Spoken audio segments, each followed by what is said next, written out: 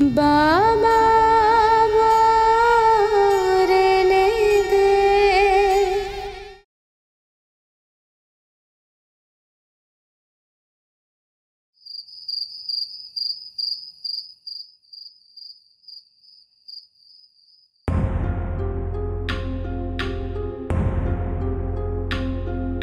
বাবা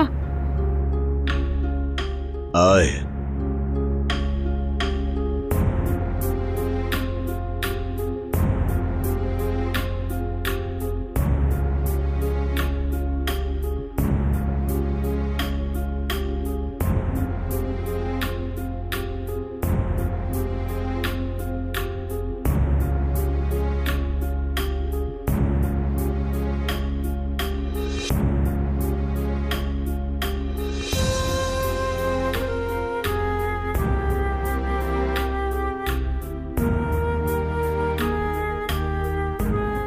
বাবা আমি জানি যে তুমি এখনো কাজ করছো, আর কাজ করতে করতে প্রতিদিনের মতোই এতই মন দিয়ে কাজ করো যে বুঝতেই পারো না চশমা পরে আছো না পরে নেই। কিন্তু বাবা চোখের তো ক্ষতি হয় এতে। চশমা পরে কাজ করো প্লিজ।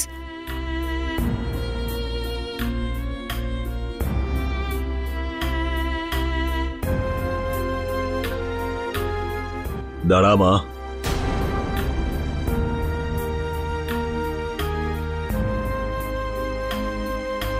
বাবার চোখের খেয়াল রয়েছে আর মনের নেই। কতটা কষ্ট দিয়েছিস বলতো আমাকে।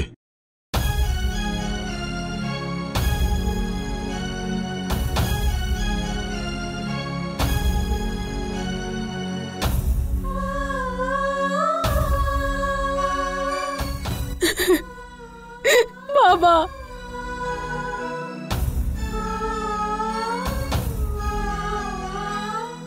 আমি জানি মা, আজকে যা কিছু হয়েছে তাতে তোর কোনো দোষ নেই। ওঠ মা।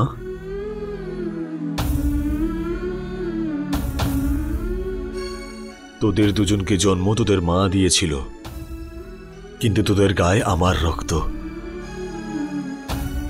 খুব ছোট ছিলিস তোরা, একজন পিঠে একজন কাঁধে। সারা রাত জেগে তোদেরকে ঘুম পাড়াতাম আমি, তোদের মায়ের থেকেও বেশি। তোদের দুজনকে প্রথমবার হাঁটা আমি শিখিয়েছি, তোদেরকে প্রথমবার কথা বলা আমি শিখিয়েছি। মা, যখনই আমি মা বলতাম তোরা বাবা বলতিস। এতটাই গভীর সম্পর্ক আমাদের। ভালো মতন চিনি আমার দুই মেয়েদেরকে।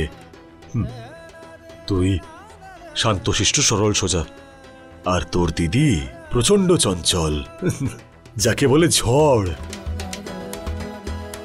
তোর হয়তো একটা কথা মনে নেই, যখন তোরা ছোট ছিলিস আমি তোদের দুজনের জন্য ড্রেস কিনে এনেছিলাম, আর তোর ড্রেসটা খুব পছন্দ হয়েছিল। কিন্তু তোর দিদির ওর ড্রেসটা একেবারেই পছন্দ হয়নি। আর যখন তুই এটা জানতে পারলি তখন তুই তোর ড্রেসটা পরীকে দিয়েছিলি আর ওর ড্রেসটা নিজে নিলি, যেটা তোর পছন্দ ছিল না। আর এটা তুই কাউকে জানতেও দিসনি, আমাকে ছাড়া। আমি জানি যে তুই তোর দিদি পরীকে ভীষণ ভালোবাসিস, আর পরীও তোকে খুব ভালোবাসে। কিন্তু মা, তোকে ওর ছত্রছায়া থেকে সরে আসতে হবে। ওর ভুল কাজকে সমর্থন করে পরে কষ্ট পাওয়ার থেকে ভালো প্রথমেই তার বিরোধ কর। সেই সময় হয়তো তোর খারাপ লাগবে, তোকে নিয়ে মজা করবে, কিন্তু মা, শেষ হাসি সবসময় সত্যেরই হয়। তুই ওর ভুল কাজে সমর্থন করে নিজেও তো ভুল করলি। ওর চুল নিয়ে ও যেটা করেছে সেটা ওর শখ, কিন্তু বাড়িতে কাউকে না বলে যাওয়া, মিথ্যে বলা, এগুলো তো উচিত নয়। তোদের স্বাধীনতা খুশির জন্যই দেওয়া, তার সুযোগ তোলার জন্য নয়। বাবা আমি জানি আমারই ভুল ছিল, প্লিজ আমায় ক্ষমা করে দাও। আমি খুব লজ্জিত। আমি দিদির হয়েও তোমার কাছে ক্ষমা চাইছি। আমি প্রমিস করছি বাবা, দিদির চুল আগে যেমন ছিল ঠিক তেমন করিয়ে দেব। জানি আমি তুই আমার বুদ্ধিমতী মেয়ে, ভুলকে ঠিক করতে তুই সবকিছু করবি, তাও আবার ঠিকভাবে। এদিকে আয়।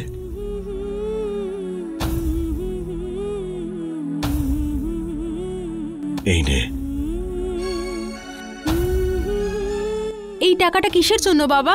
তোর ওই চেনটা ফিরিয়ে আনার জন্য। থ্যাংক ইউ বাবা। মেয়েরা কখনোই বাবাকে থ্যাঙ্কস বলে না। যা মা, গিয়ে শুয়ে পড়, আমার অনেক কাজ পড়ে আছে।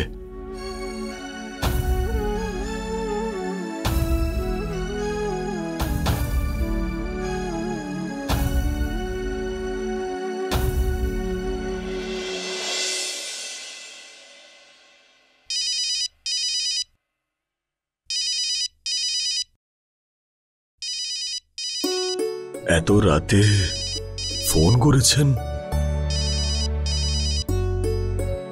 হ্যালো শ্রীবাস্তব বাবু, ওই ক্ষমা করবেন, আপনাকে এত রাতে ফোন করলাম। কোনো ব্যাপার নয়, বলুন কি হয়েছে? শ্রীবাস্তব বাবু, ওই কথাটা একটু গুরুত্বপূর্ণ, তাই আপনার সাথে দেখা করেই কথাটা বলতে চাই। খুব আর্জেন্ট থাকলে আমি আসছি। না না, সেই রকম কোনো ব্যাপার না। আপনি এক কাজ করুন, কাল সকালেই বরং আসুন, সকালের জলখাবারেই কথা হয়ে যাবে। ঠিক আছে, তাহলে কাল সকালে আসছি। হ্যাঁ, নমস্কার। নমস্কার। এমন কি জরুরি কথা যে ভারতী দেবী আমাকে অত সকালে ডাকলেন?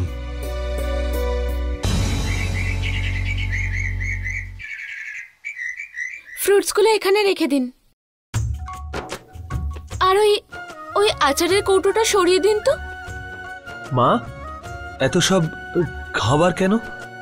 আমি তোমাকে বলেছিলাম তো যে অফিসে খেয়ে নেব আমি, অনেকগুলো মিটিংও আছে। কোনো অতিথি আসছে নাকি? হ্যাঁ বাবা, কিন্তু তার আগে আমায় এখন তোর সাথে কথা বলতে হবে। হ্যাঁ, বলো না। আয় আমার সাথে।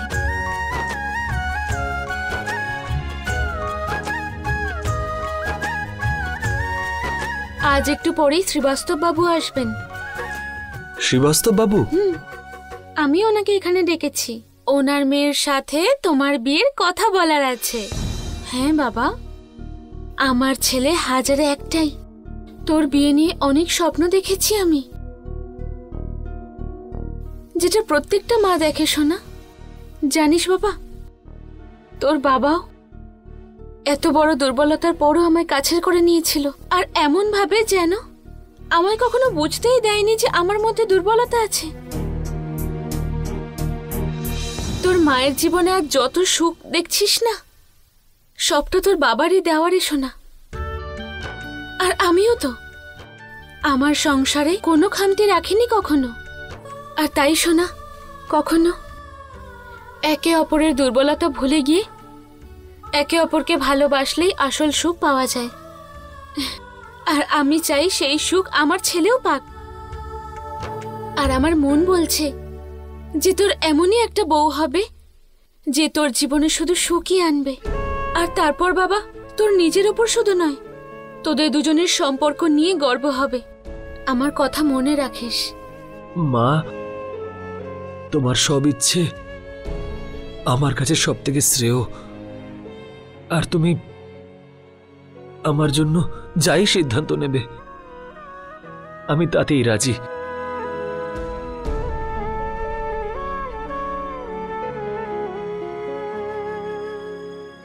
আচ্ছা মা, আমি আসি তাহলে, আজকে তাড়াতাড়ি পৌঁছতে হবে।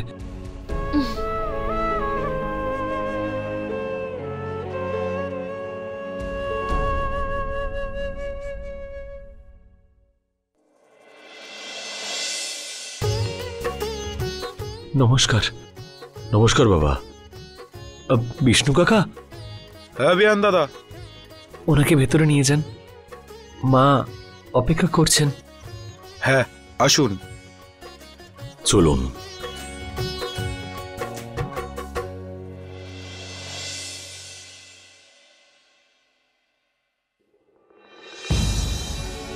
শ্রীবাস্তব বাবু, আমি আপনাকে এখানে বিহানের ব্যাপারে কথা বলার জন্য ডেকেছি। আপনি আমাদের সাথে এতদিন ধরে একসাথে কাজ করছেন, বিহানকে আমার পরে আপনার থেকে বেশি কেউ হয়তো আর চেনেই না। হ্যাঁ হ্যাঁ, নিশ্চয়ই। বিহানবাবু এই কোম্পানির ভালো মালিকই নন, একজন ভীষণই ভালো বড় মনের মানুষ। তাহলে আজ ওই বিহানের জন্যই আপনার কাছে কিছু চাই আমি।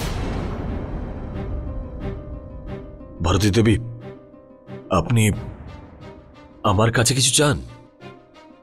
এমন কি আছে আমার কাছে যা আপনার দেওয়া নয়? শ্রীবাস্তব বাবু, খুবই মূল্যবান সেটা।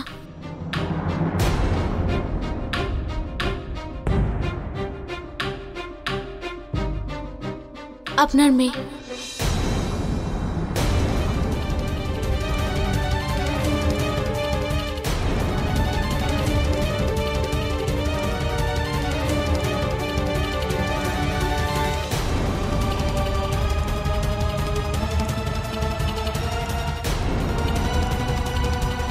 শ্রীবাস্তব বাবু, এমনিতেও বিহানের জন্য অনেক সম্বন্ধই আসছে, কিন্তু আমার বিহানের জন্য একজন সংস্কারী মেয়ে চাই। এইরকম একটা মেয়ে যে আমার বিহানকে যে কোনো পরিস্থিতিতেই সঙ্গ দিতে পারে, যে পরিবারকে আপন করে নিয়ে নিজের দায়িত্বে সবাইকে নিজের মতো আগলে রাখে।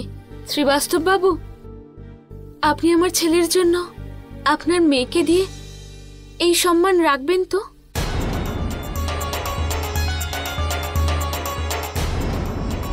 শ্রীবাস্তব বাবু, আমি আপনাকে কোনো রকম জোর করতে চাই না। আমি জানি যে একজন বাবা নিজের সন্তানের জীবন নিয়ে সবসময় চিন্তা করেন।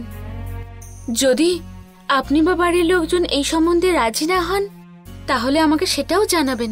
ভারতী দেবী, এ তো আমার আর আমার মেয়ের সৌভাগ্য যে এরকম সম্বন্ধ পাচ্ছি, কিন্তু হঠাৎ করে এইভাবে এই কথাটা বললেন আপনি, আমি কিছু বুঝে উঠতে পারছি না। যদি কিছুটা সময়। কিন্তু আমি আপনার অবস্থা বুঝতে পারছি, আর আপনি এত চিন্তা করবেন না। আপনি সাবধানে বাড়ি গিয়ে ভেবে চিন্তে আমায় বলুন। আমিও এটা চাই না যে আপনি তাড়াহুড়োর মধ্যে কোনো ভুল সিদ্ধান্ত নিন। আর আপনি যদি মনে করেন এই সম্বন্ধে না করে দেবেন, তাহলে একদম দ্বিধাবোধ করবেন না।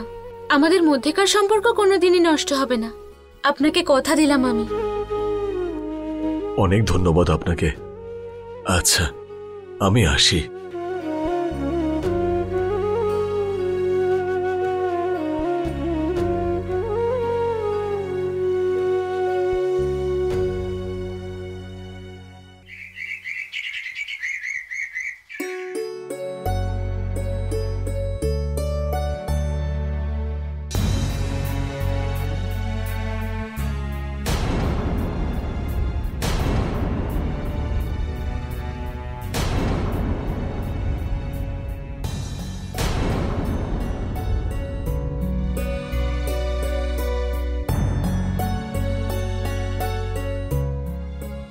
আরে, খুব তাড়াতাড়ি এসে গেলে।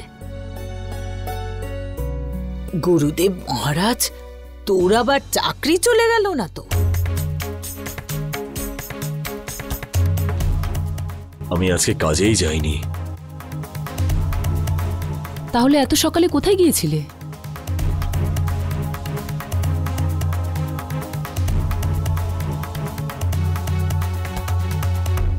কি হয়েছে? তোমাকে খুব চিন্তিত দেখাচ্ছে। বলো না কি হয়েছে। আসলে আজকে ভারতী দেবী নিজের ছেলে বিহানের জন্য আমাদের পরীর কথা ভেবেছেন।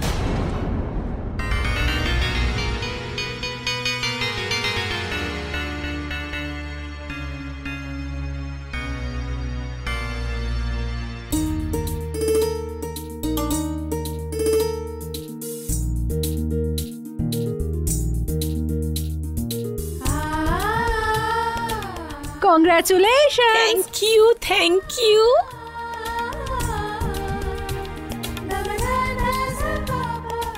আমার গুরুদেবী এইসব ঠিক করেছেন। আরে তোমরা আমার কথাটা তো শোনো, এখনো পাকাপাকি কথা হয়নি। আমি বলেছি যে আমরা ভেবে নিয়ে জানাবো।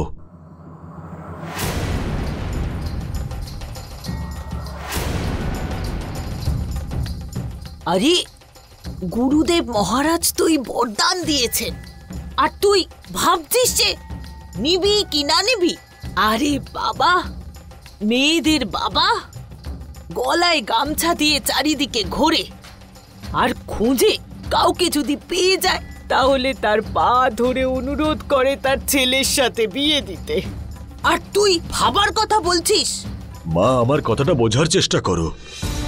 কোথায় ওরা আর কোথায় আমরা? ওদের দয়াতেই তো আমরা খাবারটা পাই, আর এবার তাদের বাড়িতেই আমাদের মেয়ে বিয়ে হয়ে যাবে। যখন ভারতী দেবী এটা নিয়ে এত ভাবছেন না, তাহলে তুমি কেন এত ভাবছো? দেখো, ভারতী দেবী নিজেই তার ছেলের জন্য আমাদের মেয়ের কথা বলেছেন। মানছি যে আমরা ওনাদের সমতুল্য নই, কিন্তু একসময় তো আমরা ওনাদের মতনই ছিলাম। যতটা খরচ হয়েছে ওনাদের ওই বাড়ি বানাতে, তার থেকে অনেক বেশি খরচ হয়েছে আমাদের এই বাড়ি বানাতে। মঞ্জু, আমি আজকের কথা বলছি। আমি সারাটা জীবন সৎভাবে কাজ করে গেছি, আর আমি চাই আমার সম্মানটা বজায় থাকুক।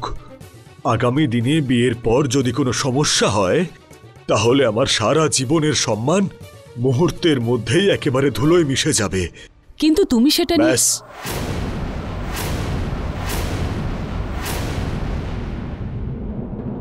আমি সিদ্ধান্ত নিয়েছি যে কালকে ওদেরকে ফোন করে বলবো এই সম্বন্ধে আমরা রাজি নই।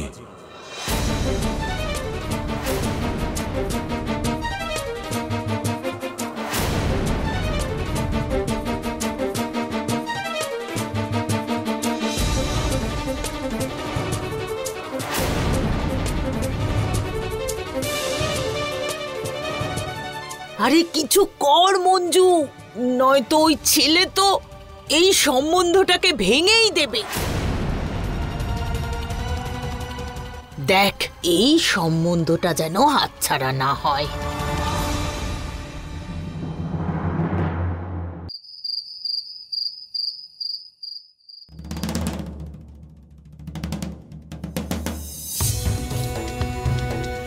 ভারতী দেবী নিজের ছেলে বিহানের জন্য আমাদের পরীর কথা ভেবেছেন।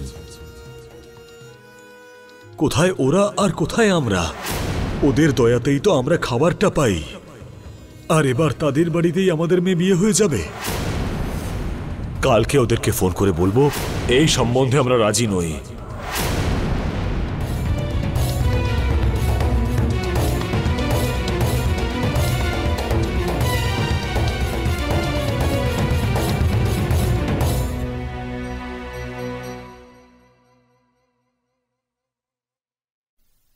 মা,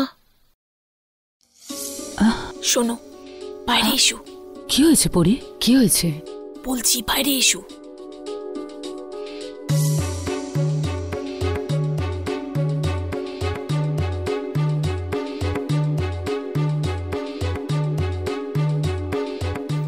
মা, আমি স্বপ্ন তো সবসময় দেখতাম, কিন্তু জানতাম না যে সম্পূর্ণ কি করে হবে। আর এখন যখন আমার স্বপ্নটা পূরণ হতে চলেছে, বাবা তাহলে কেন এরকম করছে? মা, কিছু একটা করো না। তুই এত চিন্তা করছিস কেন মা? তোর কি মনে হয় এত ভালো একটা সুযোগ আমি এইভাবেই যেতে দেব? না মা, তোর স্বপ্ন আমি অবশ্যই বাস্তব করব। আমি সব ভেবে রেখেছি, তুই আমার কথা শোন।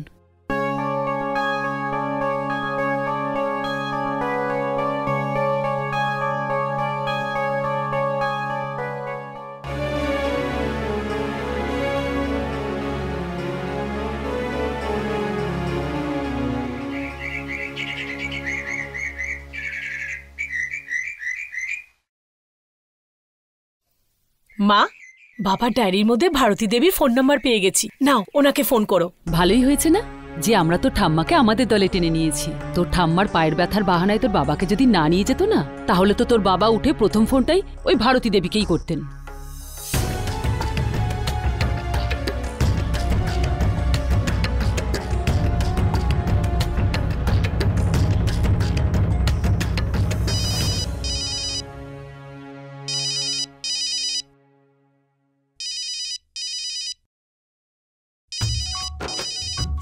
শ্রীবাস্তব বাবু,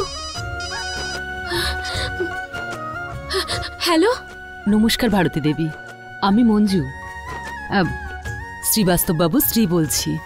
হ্যাঁ নমস্কার, কেমন আছেন আপনি? আগে আমি ভালো আছি। আপনার সঙ্গে কিছু কথা ছিল। হ্যাঁ বলুন। ওই কালকে আপনার আর পরীর বাবার সঙ্গে যে কথা হয়েছিল না, সেই ব্যাপারে আমি শুনলাম যে আপনি আপনার ছেলের জন্য আমাদের পরীর কথা ভাবছেন। আমি এত খুশি হয়েছি যে আপনাকে বলে বোঝাতে পারছি না। পরীর বাবারও একই অবস্থা। আমরা তো কখনো স্বপ্নেও ভাবতে পারিনি যে আমাদের পরী এত ভাগ্যবতী।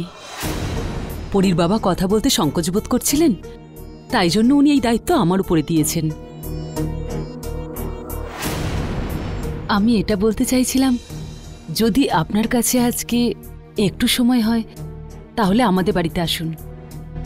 খাওয়া দাওয়া করতে করতে কথাও হবে, আর আপনি পরীকেও দেখে নেবেন। হ্যাঁ হ্যাঁ ঠিক আছে, আমি নিশ্চয়ই আসবো। হ্যাঁ রাখছি, নমস্কার। আজ্ঞে।